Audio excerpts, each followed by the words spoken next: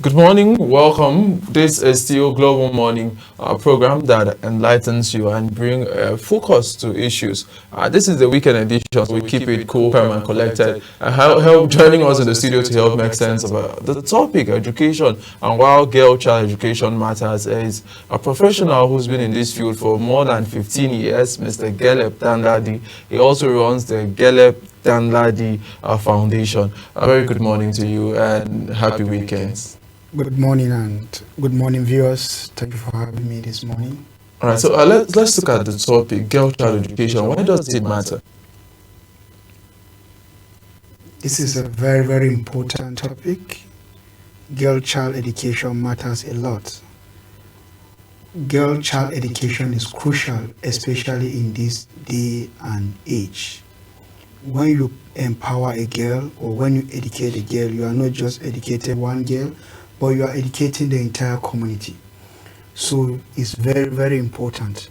If we look at the economic contribution of women in the society, it's timely for us to invest in girls' education. If you look at the maternal mortality rate, if you invest in girls' education, we are going to have a drop in maternal mortality rate. Why do I say so? Because they are going to be aware of the vaccine they are going to take. They are going to be aware of all the necessary care of pregnancy they are going to take, compared with a woman that did not go to school.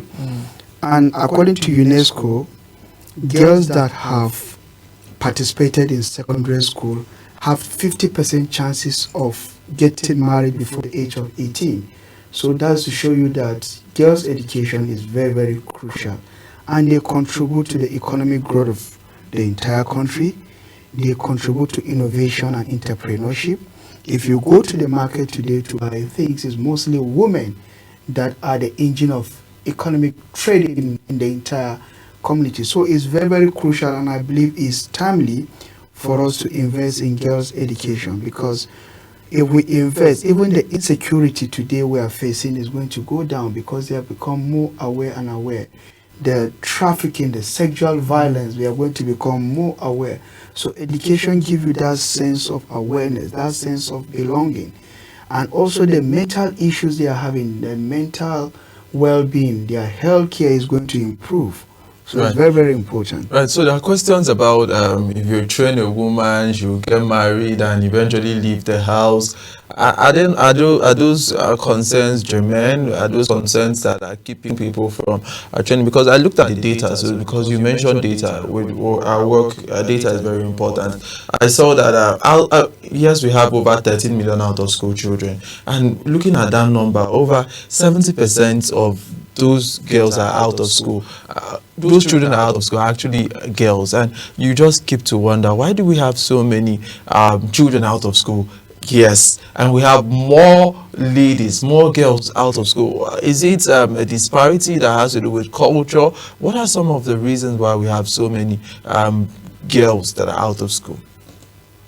Okay, that's a very, very important question. For us to be able to address a girl child education, we have to go back to basics. We have to find out the root cause. Why do we have a high number of girls as out of school children? According to UNESCO, we have about 18.3 million out of school children, and about more than 60% of that 18.3 million are girls. So we look at the child, what are the root causes? One of the root causes we have to talk about awareness. We have to move away from the stereotype that education is for boys and not for girls. It's common. People tend to educate more boys than girls in societies. So that awareness must be raised. The second thing we have to look at is the cultural norms. In some societies, they look at girls, they are meant to marry at an early age. Girls are not supposed to be educated as boys. They put boys on top and girls. No, it's not supposed to be so. There's gender equality now. You look at the issue of poverty. Poverty because they don't have funds to send their children to school. So the only thing they can do for them to survive is to send these girls for selling of goods and services to be able to raise money for the family. So it's very, very important for us to address the issue of poverty. Then the other issue that we have low participation of girls, we look at insecurity as well. If you go to certain parts of the country, there are insecurities where people don't go to schools because those schools have been destroyed. But thank God today we have political will from the government that have addressed the issue of insecurity, so we believe this number is going to drop. The other issue that have to do with low participation of girls is about the gender inequality we talk about. So people tend to send more boys to school than girls, and one of the reasons is because they are not aware. They are not awareness. They want to send girls to marry at an early age, which we believe that is not supposed to be so. A girl must be fully matured, both in sound and mind, to be able to marry so that she can take certain decisions. She's not just going there to be a slave. So we also have to look at issues that have to do with infrastructure. If you don't have a school close to you, there's no way they can be able to go to those schools. If the school is very far from them, they have to trek for 10, 15 kilometers. So it's difficult. So it's a serious also challenge in the community. The cultural norm is there, the infrastructural issue is there, the poverty is there, the lack of awareness is also there, and the stereotype that education is meant for boys and not for girls is also there. And another crucial issue is about child labor. Child labor has deprived a lot of children from going to school, especially the girl child. Somebody will come and pick this girl child and send them to go and work for them as housemaid instead of them to be in school. A girl is supposed to be in school and not to serve at that early age.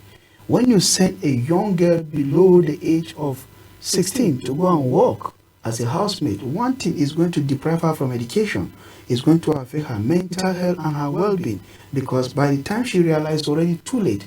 So child labor is a serious issue that affects a girl child education. All right, so because the issues you actually pointed out are multi-dimensional issues, and I think they're complementary to each other, because if you solve poverty, you have to think about solving one other issue and all of that. But let's talk about the role of the government and the role of civil society organizations and NGOs, like the one you run, in helping the talk about these issues. What are some of the roles that government can play, and even individuals and civil societies, to help address these issues?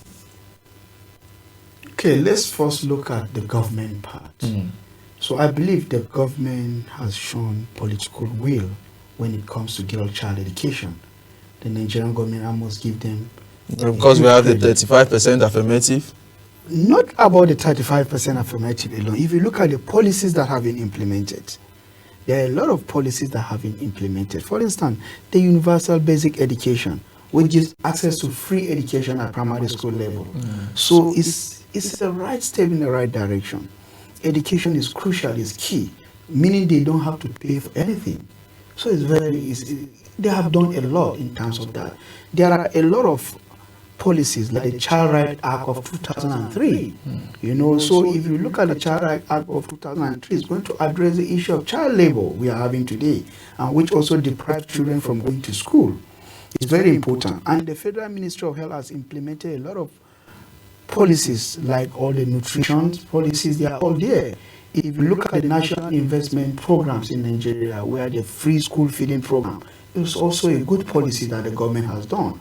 So that's very good from the government part, and I believe the government also need to do more also for girl child. We also need to put the right policies in the right place. We have done a lot, and we also need to do more. It's not always enough.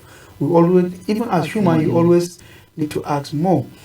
The issue of child labor today have to be addressed, which is very, very important. You don't employ a child to come and work for you. So we still have child labor going on. You see people employing young people as maids. Which is not right. Even though the Child Rights Act is there, but just not to help you buttress the point clearer for those who are watching. Well, there's this, I think, some form of wealth transfer that is done using that process. Some people will argue, because I know in rural communities you have uncles who are maybe abroad, who are in cities, who will come and look at some families that can't afford basic needs. I'll be like, okay, let me take this girl, she'll live with me, and because she's looking after my children, and now maybe send her to learn a trade which maybe the family could not have afford to send her, and maybe also send her to school. Is that not some way of tackling poverty and wealth transfer? Exactly, that's the way. It's different from child labor. This is different from child labor. Okay, it's very important. Go ahead. I traveled to my community today. I found out that some people are poor, and you are able to bring out a child from there and put him in school or put him to learn trade, which is very, very good.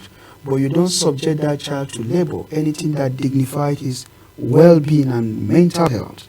That is where we comes about child labor. You force somebody to do what he's not supposed to do to end at a very tender age.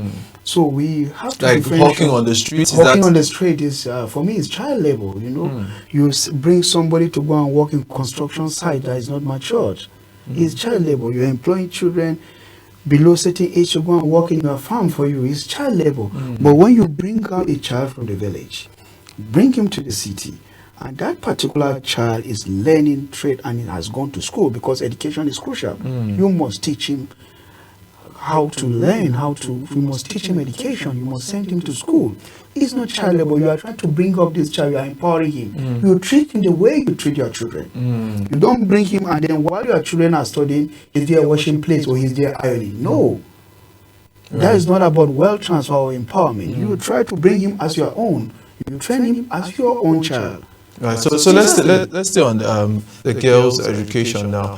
For those mothers who are into business and they have to go around to sell their wares, and growing up as maybe they now have a girl who is 13, who is 14, and they're like, you need to assist maybe on weekends, since you are in school Monday to Friday. On weekends you go with this akara and whatever, and just go around to sell. That's beans cake. That's what we call akara for those who are watching. And you just go around to sell. How does it speak to, like you mentioned, child labor, to the girls, which it is their mom, it's not somebody outside? How do you address that? Is there anybody supervising them there, or they are going on their own? They are going on their own. On their own, there's high risks. They can be raped by anybody. They can be knocked down by a car. They can be kidnapped. So that is not right. When the mom is there and then she's being supervised, it's different thing than you sending a child to hawk on his own. It's unacceptable. But we see that a lot. We see that all over our streets. A lot of efforts have been made to address those issues. If you look at it now. What are the efforts? Well, the non-governmental organization, the government policies are there. That's why I mentioned about the policies, the political will. Yeah. If it is time for school and your child is not in school and the school is free, who should be blamed? It's the parents, not the government. So you don't have to blame the government, because we have raised, their awareness has been raised. The platform has been provided for children to go to school, right? The school is free for them to go, and they decide that they don't want to go to school, they want to hawk and get some source of money to address the issue of poverty. No, that is not allowed. And the Child Act of 2003 is trying to address those issues. If you look at the non-governmental organization, which I have not mentioned earlier, you asked me what's the solutions. For us as NGO, the key role we have to play is to go back to the communities to raise awareness about the importance of girl education, about the importance of addressing this issue of girl child education, about the importance of not engaging young children in child labor. So once we raise this awareness, it's not only the NGOs, the community leaders have a key role to play. The religious leaders have a key role to play. The parents themselves have a key role to play. It's very, very crucial at that point. Awareness is crucial. Let me give you an example. If you have a girl that's educated, and a girl that is not educated, you have two set of people. The girl that is educated, she has a very good awareness of well-being.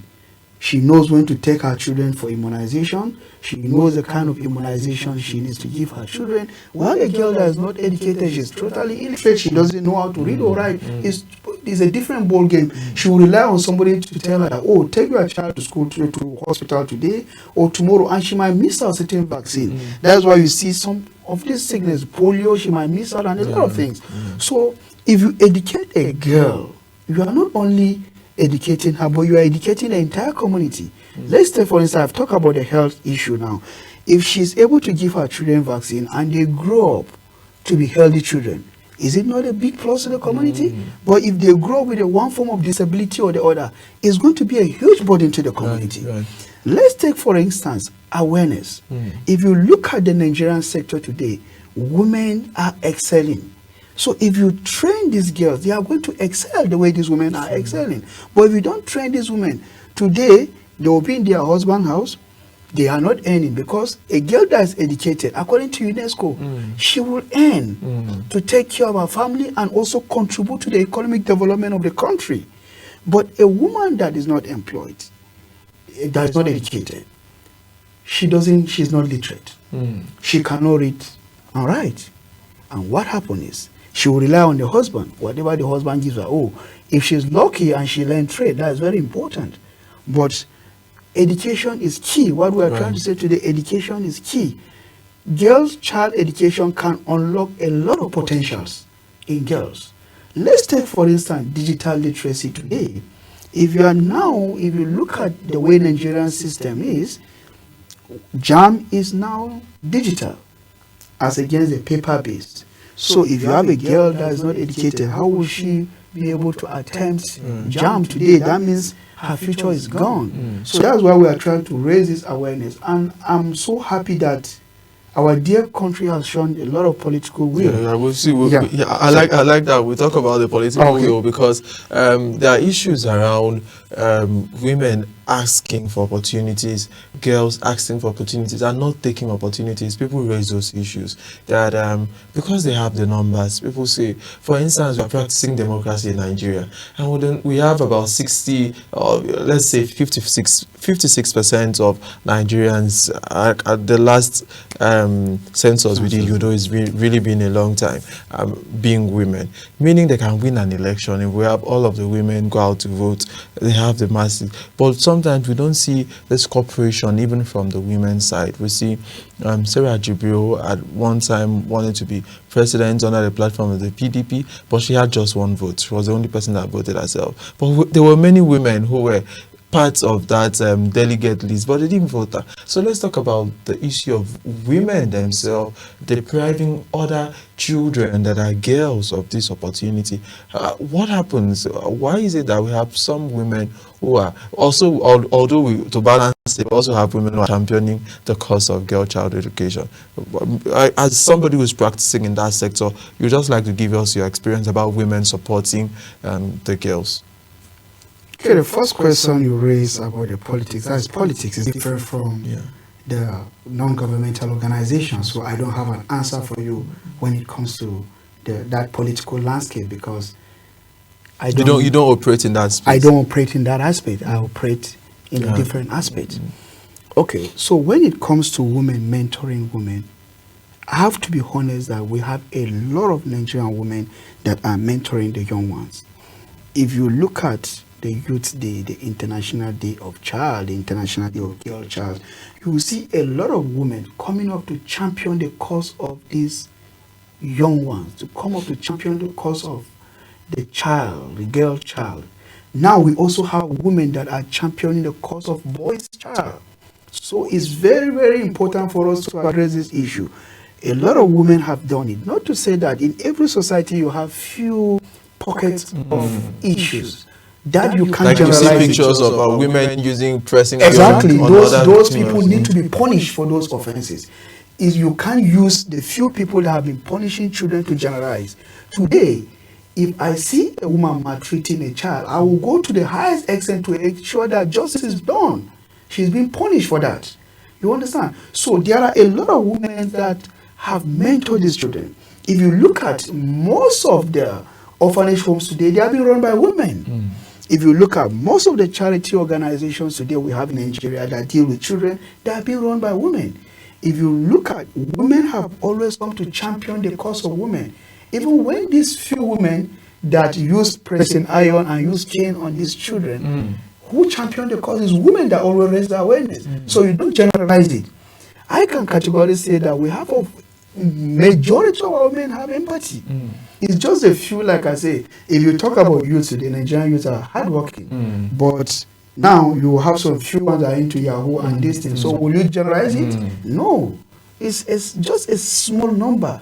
But I believe a lot has been done. If you look at a lot of prosecution has been done to those women to serve as less detriment for women who intend to do that. Right. So I'd like to follow up that question now by asking, what has the process been, the progress and the process for you who works in that sector? Looking at your work, 13 years down the line, can you really say that you've made progress? That's one. And how are you looking into the future with the work you do as we try to wind down the conversation now? What are the prospects you're seeing looking into the future? Okay, at Caleb Danladi Foundation, I believe we have done a lot when it comes to child education, youth empowerment, and also women empowerment, because that's our focus area. And our aim, my short, and we have what we call short-term, long-term, and medium-term plan. But in the long time, I want to see every girl child in the country being educated. That is my aim. That will make me happy. I want to see girls leading the tech industry, leading different industries today. So in our organization, we have a lot of programs that we tailor to support child education. First of all, when we started by encouraging them to go to school, by supporting them with writing materials, uniforms, reading materials, which is very crucial. And from that, we have seen a large number of students that go to school compared to when we are not giving those materials. So there's a huge impact. We have made a huge impact. The other aspect we are trying to address is to address the issue of digital literacy in child education. We have a program called STEM, Science, Technology, Engineering, and Mathematics. So when you look at the statistics in Nigeria, we only have 22% of women that are in STEM roles. So as a charity organization, we want this 22% to increase to about 80 to 90%, not even 100%. So we have engaged. Is that fair to the member? But finish your conversation. It's not fair. It's a dream. Everybody has a dream. You have a dream to be a president. Does it mean you will achieve that dream? It doesn't. You have to work hard towards it, and you will get it. We'll get there. Digital literacy, we have focused on different communities today. And the idea is to train these young ones in basic computer knowledge, digital skills, so that we can be able to bridge the skill gap. All right, so somebody would like to ask for the work that is being done about child education and other NGO does, and a lot of people are doing. How do you get the support and funding to actually access this girl? Because for all of these issues, you need some sort of funding. Like you're going to need budgetary allocation, maybe for prosecution, you need the money for empowerment, for education. So all of these things still ties down to one way or the other to funding. How is that accessible? Okay, funding has always been a challenge in the non-profit sector. There are donors, there are private individuals that support. There are also partnership with government. You also need to partner with government. You need to partner with private enterprise. And then you as an individual that have that vision and mission to support child education, you should be able to invest your resources, time and money. And it's not only about money or resources. You also need people that will go to the field to work. Today we have a lot of volunteers that are working for us.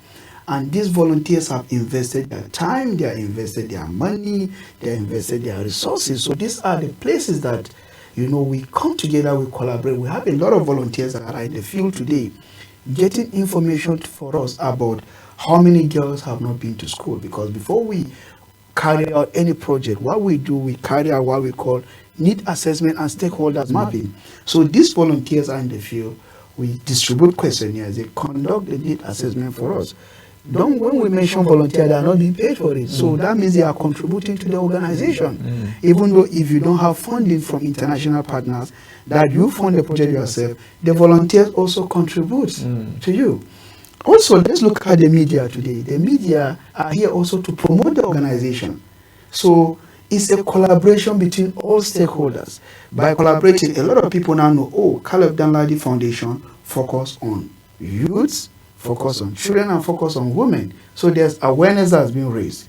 We are talking about the importance of girl-child education. The media now we are using the platform of the media to raise awareness about the importance of educating the child. Yeah, so I don't need to go and spend money over there. I'm using the media, and it's going to go to wide coverage. So also, you look at the government. For instance, today, I have partnership with Kaduna State government under the Kaduna State Contributory Health Insurance Scheme to enroll about 500 women for free medical care. And we had a discussion, and thanks to Kaduna State government, they say, okay, Caleb, you have enrolled these people. You have invested your resources in these people. Okay, come up with a statistic, come up with the data. We need to know every woman that is pregnant in those areas, she will go through the antenatal care free of charge. So you can see how you can partnership with government. Right. So when you say the media, I just want to put it clear that for promotions, that you will pay for promotion. Definitely. So when you come for adverts, you have to pay us for that. We don't, because we're running a business, we have to make profit. Yeah. Well, it's not advert I'm talking about. I'm just talking about the awareness we are raising about girl child today. Because generally, we're talking about girl child education. Thank you so much, Caleb Dandadi, who is a founder for Dandadi Foundation, for coming to talk to us about girl child education and the importance it has in Nigeria. Thank you so much. We hope that we have more women. You said 90%. That's my prayer. I think 90% 50 will be fair. So let's also be fair to the boys. What I mean is not about 90% of global, but the participation should be 90%. 90% of women participating in... Yes, to have digital literacy skill. Because for you to... I understand. You must be literate, yeah. I understand. So that's what I mean. It makes no sense. I thought you were talking about it's not consensus. It's the number of women that we expect to see in the future that can be able to use computers, that can be able to participate in computer-based training. Right. Let the number increase to about 90%. We also know that we have pockets, few people in rural areas we can't reach out to because of there's a bit of discrepancy between urban, and so we give it a buffer of 10%. Thank you so much. Thank you so much for coming. And that's what we have on that particular segment. And when we're back, we'll get straight to the next segment of the show. This is Global Morning on Global Television, and the show continues.